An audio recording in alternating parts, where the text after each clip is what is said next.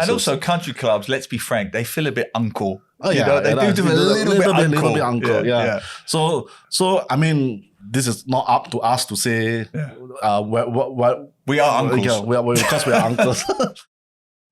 Hello and welcome to part 2 of Yahoo Footballing Weekly with me, Yahoo columnist Neil Humphreys. And me, Yahoo editor Keong. And go on. Yeah, we are on talk about part 2, Singapore football. We are indeed. And because we get so many comments, thanks to you, we have a sponsor, our good friends at StarHub. And you know, they have all good promotions here and there. They used to have this Pioneer Generation promotion, half price, $12.61. Brilliant. What a deal. So now they are extending this promotion to the young ones, 18 to 25 years old. If you are one of them, we are not, unfortunately. You can watch the Premier League matches, all of them, for just $12.61 if you subscribe now. I'm starting to take it a little bit personally, right, because I didn't qualify for the Pioneer. You don't qualify for this. Jay, our director, are you 18 to 25? Nope. No, so he doesn't qualify either. Come on, think about us 30-somethings, 40-somethings. Come on with a deal. Actually, $25 is okay. It's not too bad. It's fine. But that's a great deal because we want to stop the illegal streamers. All right, that's what they're promoting. You know, you subscribe such a cheap price. Why should you need illegal set-top boxes, illegal streaming? No. It ultimately harms your favorite clubs and then puts your device and personal data at risk some more. So, you know, just catch it safely with StarHub. Yeah. I won't do those illegal streamers anyway because the picture's crap. I have bad experiences. The volume is crap. The audio's crap. Everything's rubbish. Now you've got every game streaming, everything you can get. I mean, just the other night, I was all 3 games live. You had the West Ham game live. You had the Manchester City game live. And you just flick backwards and forwards. You got all 3 there. Yeah. Fantastic. Great deal. Great. Half price. Go on and get it, man. 18 to 25 years old. Yeah. Brilliant. Yeah. As always, your comments, the best, man. The best. So we had a big chat last week about Singapore's national coach. Yep. His job appears to be reportedly in the balance. Yep. So one of the criticisms he had, and apparently from what we heard, the players had of him is his language command of English. Yep. Yeah, and we're saying that we argued last time with Alex Durick, which he agreed as well. He agreed. Yeah, you need that language. You need that language. At least, and during the dressing room, halftime dressing room talk, you know, if you can't speak language, how is he able to motivate the players? And we have our good friend Lingesh Kumar who says, in this modern era, language is something that needs not be a barrier. However, there's more to it than language. The issue lies in our players. They need to be inspired or need that trust in their coach and to be in line with his plans. If it was a big name coach, someone like Hidetoshi Nakata, our players may not need him to be speaking to them in English, as naturally our players will trust a big name like that. If you are confined to hiring a non-big name coach, the minimum expectation is that the coach does converse in English or at least tries to do so. We expect English-speaking criteria for most other industries in Singapore, and sports industry should be the same. Great comment. Yeah, and I agree. The problem with Nishigaya, obviously, he comes in, he already has... People are doubting his resume. He has never coached a top league in Japan. He's coached a second-tier league. So there was already a bit of doubt. But and to convince the players under his charge, I think if he had been able to speak English and get his point across clearly and know as directly as possible without the use of an interpreter or translator, who knows? I mean, it will help him a lot, not just with the players, but also with the national press. Yeah. So you know, during his press conferences, you got to wait for it, ask the question, and then the translator got to translate to him in Japanese. And he answers in Japanese, and then the translator translate it back to you. What is lost? I don't know whether anything will be lost in between the translation or not. Of course there is. I mean, if you look at all of the great football coaches, they've all been charismatic. First language, second language, third language. You look at someone like Carlo Ancelotti. He does it in 2 or 3 different languages. Jose Mourinho is another good example. Arsene Wenger. Yep. You do need that communication. But beyond that, we keep going back and forth. English, not English. To me, Singapore needs a respected coach within the dressing room. I was very struck by what Duric said last week, which is when they had Radi Avramovic, they listened to him. They did as they were told. He built up the fitness. He built up the discipline. He built up the respect. And it's no coincidence that the two successful coaches we've had, Radi Avramovic in recent times and Barry Whitbread, discipline, respect, community, they put all those things together. The Lions won trophies. And it's quite amazing in Reddy. I think if you have ever spoke to me, he's a very soft-spoken, quiet person sitting on the sideline. But there's always that kind of authority you associated with him. And then people have told me once in the dressing room, you have nothing but all ears on him. Not even just steely character. Yeah. I mean, I've met him, you've met him. Beneath that, and if you know Raddy's background, tough upbringing. Tough upbringing. He went and played in English football. Yes. Goalkeeper. Coventry, yeah. Tough, no-nonsense goalkeeper. Tough career, tough character. Beneath that soft-spoken demeanour, steely character. You can't change his beliefs. That's what we need. English, no English, whatever. We need a steely character. As always, let us know what you think. But following on from that... So some names are in the pipeline. Obviously, apparently. after the talk that his contract is coming up in next April, Nishigai's contract. So there's talk that will his contract be extended or will FAS think of a new? So there have been some names bandied around.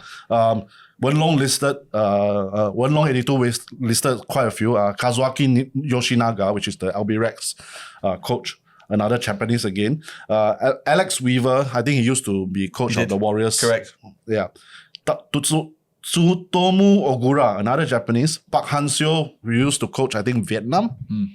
Paul Ince, who used to also coach around the regions.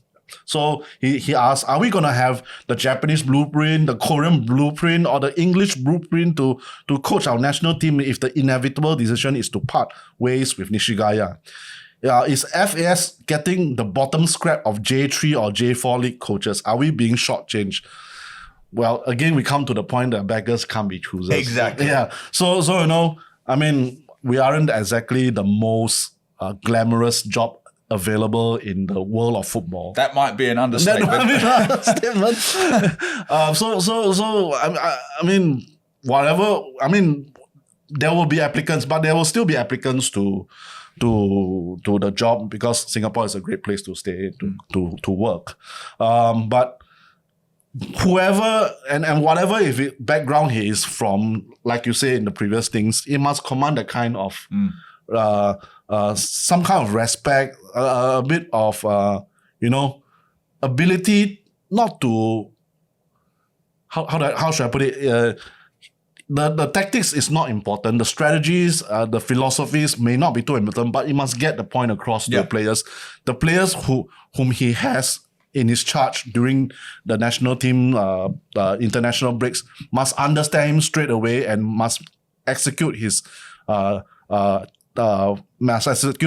commands as what it is. Couldn't agree more. Look, we have to be pragmatic, right? When we're dealing with the next Singapore Lions coach. I agree with you. Beggars can't be choosers. We are not recruiting the CEO for Changi Airport, right? Or one of the top major banks. We're looking possibly for the next Lions coach. So we're not going to get A level, A tier. Unless suddenly money comes in. Which is very unlikely. So therefore, to your point, we're not going to get the highest paid coach, but just get a dogged, committed campaigner. I don't actually mind Yoshinaga because he's got experience here. He can communicate. He's been successful with Alberex. He knows the local culture. So it's got to be someone who knows Singaporean or Southeast Asian football, a dogged, committed campaigner who's got a proven track record of delivering at this level, right? Because I'm not even sure Jose Mourinho could take over the Lions and deliver. But as always, let us know what you think. Send your comments to Yahoo Southeast Asia on YouTube, Yahoo SG, Yahoo_MY on Twitter, Yahoo SEA on TikTok. Now, I like this next cheeky one from Wenlong82. This has been in the news this week. I was talking about this on the radio. Yeah. So I've been talking about, last week, During had been saying that we don't have enough. He said we did. We did, but it's hard to get because the school fields and the things.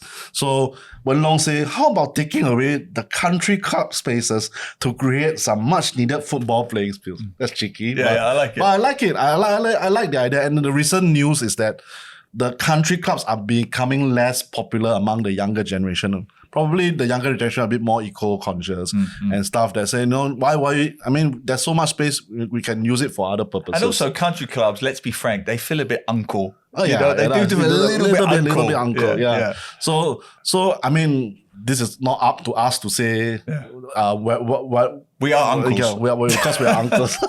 But obviously, if push comes to a shove, we know there's a reserve of land that we know, which possibility we can use if there's some will to do it. Yeah, I mean, I love the optimism. I would just say when you suggest that Singapore's golf courses are given to football, all I can say is, do you live in Singapore? Do you not know Singapore? Our priority is housing. It's always going to be housing, and it's always going to be the economy. Look at the turf club. When they say the turf club say it's going to be returned, the first thing they do is more housing. Exactly. Yeah. So the only thing I would say to that is, we can't live in cloud cuckoo land. No. Housing, the economy are always going to come first. Therefore, Alex Durich's point is even more valid. Yeah. We have this untapped reserve of pitches right across the country. It's called MOE. And a lot of these school pitches, I see them in Upper Serangoon Road every weekend. It's primary schools, secondary schools, they're just empty. Yeah. We need to unlock those to the public. And I think that there are schemes to do it, but I think some of y'all might not be still aware that much about there's actually a scheme that you can use those fields during the weekends. Yeah. Go ahead and find out from MOE. I think they do put it on, probably that on their website, they do have some things about it. Yeah. But one point that might make me unpopular, right? But I'll say it. Alex Durich made this point last week, which I hadn't thought about until he said it. And all I can say is, don't be a whiny air-conditioned nation when it comes to our sports places and spaces, because Alex Durich made a very good point, right? He made a good point, which was, we do have pitches and they are available, but everyone wants the cool slots, the peak slots, 5 p.m., 6 p.m., 7 p.m. They've got afternoon slots, morning slots that nobody wants because it's too damn hot. To which I can only say, toughen up. Toughen up. When I was a kid, I played in blizzards. I remember being under 12s, playing in goal, -5. I couldn't see the edge of the box, Keong. It was, the snow was so heavy. Wow. And I remember saying, as an 11-year-old goalkeeper, I might pee myself just to keep my legs warm. I wasn't joking. I was that cold. I'd already decided that if somebody shoots, I'm not diving. I was frozen solid. The game was eventually abandoned. The point is, in the West, you play in sub-zero temperatures. In Africa, they play in boiling hot temperatures. And South America, which produces world champions. And Southeast Asia too. Stop whining. We can't have every air-conditioned surface. Just book the pitch and play. Yeah. What do you think? I think he makes a great point. During made a great point. And I haven't, like you, I haven't thought of it. Until he said it. Oh yeah. But after that, I sort of go back and I had a think about it. Yeah, but sometimes they'll say, we're working until afternoon, we're working until evening time, so only after work can please on a weekend. I see a lot of empty pitches. All right, now speaking of pitches, there could be a 10th. See what I did there? There could be a 10th pitch because the Singapore Premier League is considering bringing in more clubs. Yeah, they just launched sort of like a request for proposal. So they want a 10th club into the Singapore Premier League. So they ask for proposals and people submit them. They look through proposals, see whether there's any viability in the 10th Premier League club. Yeah. So apparently there are teams who are interested. One of them is Tengah FC, who now play one of the lower amateur leagues. So there's a stadium available for them, Jurong West Stadium. I think is quite near. If it's Tengah, it's in the west. So good luck to them. But there are some criteria which on the proposal. Which one of the criteria is they will not get Tote Board subsidies. Right. Not unlike the likes of Keong United, Tampines. Why? I think they want more private investment. They want them to do a privatized like the Lion City Sailors, that kind of format. that kind of structure. And Tote Board, I don't think they want to put too much more into Singapore Premier League. So it does seem a bit of a tough task for the new club to get first. You need to get our finances all in place. Secondly, you don't know where you can get the best players if you need to balance your financial stuff. So it's not easy, and then we have seen a lot of clubs down the years which have closed because of financial problems, like Woodlands, Wellington, Sembawang Rangers, Jurong FC, Gombak United, and now this new. It's a good thing. I'm always good to have a new club join, but they do have their task cut up for them. Yeah, I did think it was quite funny that the team was it's Tenga FC because he says he's got the funding, and of course Tenga is going to be where they're building a massive housing estate. Yes. So you have lots of potential young talent there and a possible support base and ACS. Yes. So maybe the best is yet to be for the Singapore Premier League. Let's just see. Wow. Tenga and ACS combined, balls. That will be funny. That'll be funny. Yeah. Right, let's see what happens. But what I want to say about that, I just saw reading about the teams. My first reaction was Brunei. And then I saw that Brunei are coming back again next season, even though the Football Association of Brunei president and the general secretary were suspended and sacked. Hardly sounds credible. And that could have been interpreted by FIFA as government intervention, resulting in a ban from football activities. It wasn't, but my point is, really? Really? They finished third from bottom. They've just had their secretary and their president suspended and sacked. There are accusations of political interference. Is this the team we really want in the Singapore Premier League? They seem like the team that could never go away, even though we are so indifferent about them. But, well, they are still around. What do you guys think? Should Brunei stay in the Singapore Premier League? Let us know. Now, before we get on, I must get to this story. This is a good story. Yeah. The under-20s and the under-17s World Cup could potentially be hosted in Singapore. Yeah, so there was we got received a press release from FAS saying that they are now in talks with the Indonesian Football Association, PSSI, to see whether there's a viability to submit a joint host submission for the 2025 under-20 World Cup or the 2025 or 2027 under-17 World Cup. So there are options there, and now they're submitting to FIFA, seeing whether they could host it. And I think hosting an event is always a major undertaking. But since it's an age group World Cup, it's not as big as hosting the real World Cup. So it might be easier and financially more viable. There's talk that, if let's say Singapore are to be inside if we get the hosting and Singapore will become automatically inside the tournament, how are they going to be standing up against the top players, the top teams? Yeah, we just got beaten 7-0 at the SEA Games with our under-23 side. So to say that, to think of they're going to face not just Thailand or Malaysia, but facing the likes of Argentina or Nigeria or France and Germany, who are the under-17 champions. Oh, you're just scared. Exactly. When I heard that Singapore was interested in hosting the under-20s and the under-17s World Championships, my first thought was, who is it for? If it benefits grassroots football, fine. If it's just another corporate PR exercise to make money, I'm not that interested. I hate to say this, but this smacks of a mega project that Southeast Asia loves, right? Now, it takes me back to the IOC of 2005, which I covered. And Singapore got so many plaudits for that.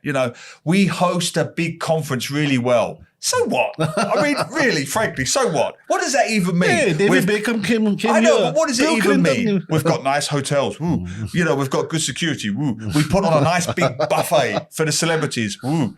I want gold medals. I don't care that we host events well. I want gold medals. And when it comes to football, I'll know we'll host this event very well. It'll be efficient. It'll be seamless. It'll be typical Singapore, kiasu, well-organised behaviour. Will it produce better footballers? That's the only thing I'm interested in. And I'm not even sure it will get the crowds. Because these are an age group competitions, Exactly. which there are no, unless there's suddenly a bright young talent that everybody knows around the world, like maybe a 15-year-old Kylian Mbappe or somebody. It's a bunch of nobodies coming in to play the thing. It reminds me of the Youth Olympics a bit, which nobody remembers outside of Singapore. And just last week, the World Football Floorball Championships was held in Singapore. World Floorball Championships, and the thing about it, there was a controversy of it. It's just like nobody going to the thing. It's a world class sports championship, and less than 100 people were watching some of the games. So it was on mainstream media. We were talking about it. So and we're talking whether the association did enough to get the crowd in. But it's floorball. It's not a major sport. Yeah. Maybe football would be better, but still, it's a bunch of nobodies that nobody knows in Singapore. So it might be even difficult to get the crowds in. And your point is a good one. Will the sporting PR outweigh the corporate PR? Because to look at the results you mentioned, right? In 2019, the under-18s lost 11-0 to South Korea. In 2017, the under-15s lost 12-0 to Indonesia, 11-0 to Japan. Now, we can host this event and do a great job. What if our teams are getting whacked 10, 12, 15-0? It will be a PR calamity for Singapore. Yeah. But as always, let us know what you think. Send all of your comments to Yahoo Southeast Asia on YouTube, Yahoo SG, Yahoo_MY on Twitter, Yahoo SEA on TikTok. And a quick final word on the Lion City Sailors. Hey, they just won the Singapore Cup final. Unfortunately, they beat your Hougang United 3-1. It was a bit one-sided, actually, to say the least. But Hougang were a lot short of a lot of injured stars. Gabriel Craig couldn't play. Christian Krycher was injured, all injured. So they had to play a bit defensive. And then there was a contentious penalty given to Sailors, and so they won. But okay, fair play. Lion City Sailors had a good end to the season, and given that Albirex Niigata will become a localized team next season, which means the team will be more built around Singapore players rather than the Japanese players. It seems like Lion City Sailors could be a hot favorite to win next season's league. So good luck to them. I agree. In fact, not only do I agree, I think Singapore football needs the Lion City Sailors to really push on next year, to challenge the likes of JDT in Malaysia, because between JDT and the Lion City Sailors, those are the best two teams likely to put Southeast Asian football on the map. And we need a bit of credibility. Correct. So in some ways, all of Singapore football should need LCS to do well. Yeah, as well as JDT perhaps. But JDT just also won the Malaysia Cup the same week. And they just completely dominated the Malaysian league.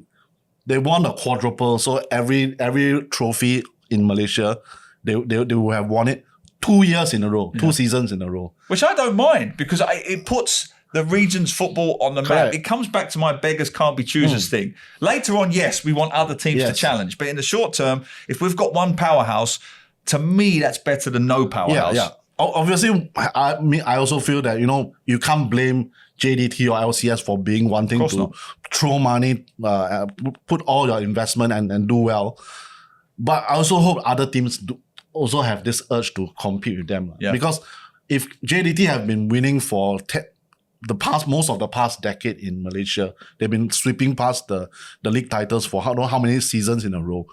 And why aren't there any more of the state teams coming to challenge JDT? That's a question I want to ask of Malaysia.